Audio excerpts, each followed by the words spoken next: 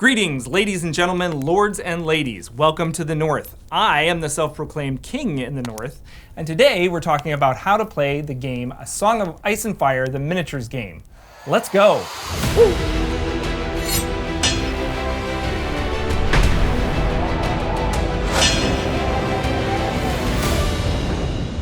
A Song of Ice and Fire, the miniatures game, or Song as it's often called, is set in George R.R. Martin's world of Westeros. Players command factions from the books or early seasons of the show, if you prefer. Using detailed miniatures and tactical gameplay, the goal is to outsmart your opponents and to claim victory. Points, that is. This is done by capturing and holding strategic points in the battlefield or by destroying your opponent's troops. The victory conditions for any given game are determined by the scenario that you choose. A Game of Thrones is one of the more common scenarios, and it's a good way to learn how to play. To start out, you choose your faction, choose your commander, and build your army. Using the War Council app is a great way to do this. It's a free app, and it makes it easy to sort through all the units you have and easily pull up the current unit cards available for each one. You can then build and save as many different army lists as you like. I admit, I was skeptical at first when it came to using the app, but now I use it all the time. In fact, I pull it out and use it to design armies almost anywhere.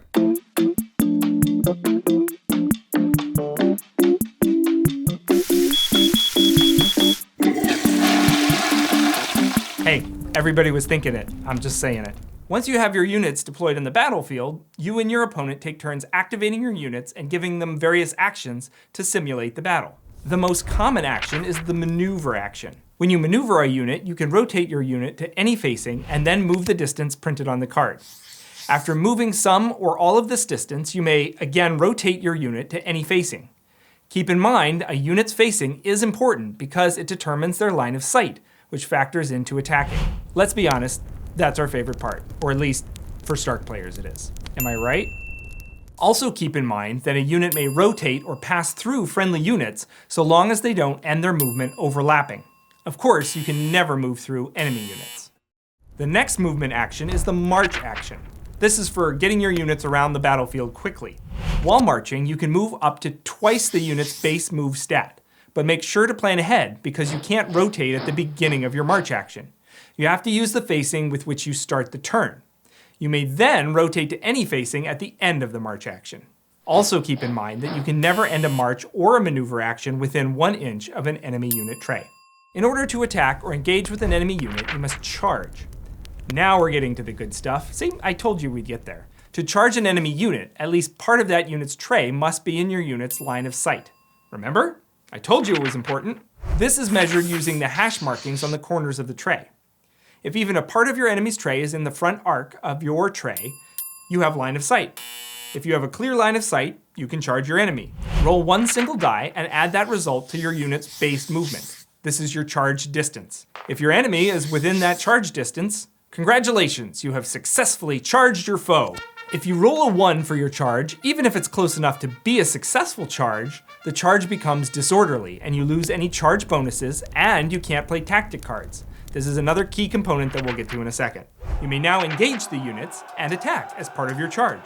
To attack, you must be engaged with the unit as the result of this charge or a charge from a previous turn. Remember, when attacking, if you are engaged on only one side, you may reorient your unit and align your unit to either 50% or 100% of your opponent's tray. Roll the number of dice that correspond to the number of ranks remaining in your unit. Compare the result with your unit's attack stat. All rolls meeting or exceeding this number are counted as hits. If your attack is a part of a charge action, you get the bonus of re-rolling any misses from your first roll. Your opponent then has a chance to stop some of those hits using their armor. Roll dice equal to the number of hits inflicted on the defender. If the defender meets or exceeds the number on their stat card, they block the hit. Any hits that are not blocked are converted into wounds that must be removed from the defending unit. If a unit takes any wounds as the result of an attack, some of the remaining soldiers may run away. What can I say? It happens to the best of us. The defending unit must now make what's called a panic check by rolling 2 d6s and 1 d3. If the d6s added together exceed the morale number on their unit card, they pass. If not, they fail and take wounds up to the number rolled on the d3. If a unit has a bow icon, congratulations, you can perform a ranged attack, either a short or long ranged attack. To do this, a ranged unit must be unengaged and have line of sight to the target. If both are true, then measure the range to the desired target from the front arrow of the attacker's tray. Then proceed with attacking and defending using each unit's specified stats. Discretion is the better part of valor, they say, and sometimes the best tactical decision is to retreat. In order to perform a retreat action, roll a single die and add it to your base move stat. Then move your unit up to that distance, either straight back or to the side, if unobstructed by enemies. This is the only way, other than dying, to unengage with another unit. The other main action you can take is to activate a non-combat unit, or NCU for short. This represents various behind-the-scenes actions that characters can make to support or hinder activities on the field of battle. Hello. To activate, simply take your NCU figure and place it on one of the 5 slots available on the tactics board. If another player has taken that action already, tough break. Seriously? Maybe next round. Aw, man. That covers all the basic actions you can take, but there are also a great many abilities that your units or attachments may possess that you can use throughout the game. Abilities with this green order symbol can only be used once per round. Everything else can be used as often as it applies. Pay close attention. These abilities are what helps units synergize into an unstoppable fighting force.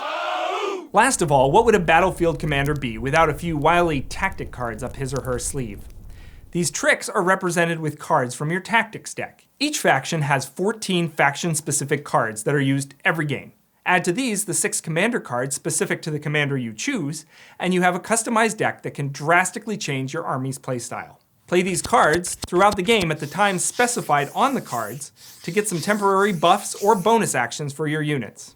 Now, if you're anything like me, you're saying, okay, I got this, I know all the moves, let's get in there, I want to charge, I want to fight. However, seeing how all these moving pieces fit together in this Swiss swatch of a game, can be a little daunting. So if you want to know everything, or check back once you have some questions, check out this video where I do a step-by-step playthrough of a game and talk through all the steps in a turn as they occur. This is something that I really wish had been out there when I was learning to play. I will also address some of the more situational rules as they come up. Thanks for checking out my basic rules walkthrough. If I missed anything, or if there's anything else you want to know about, please let me know in the comments below, and I'll try to address it in a future video. Until next time, keep your blades sharp and your wits sharper, because as we all know, winter is coming.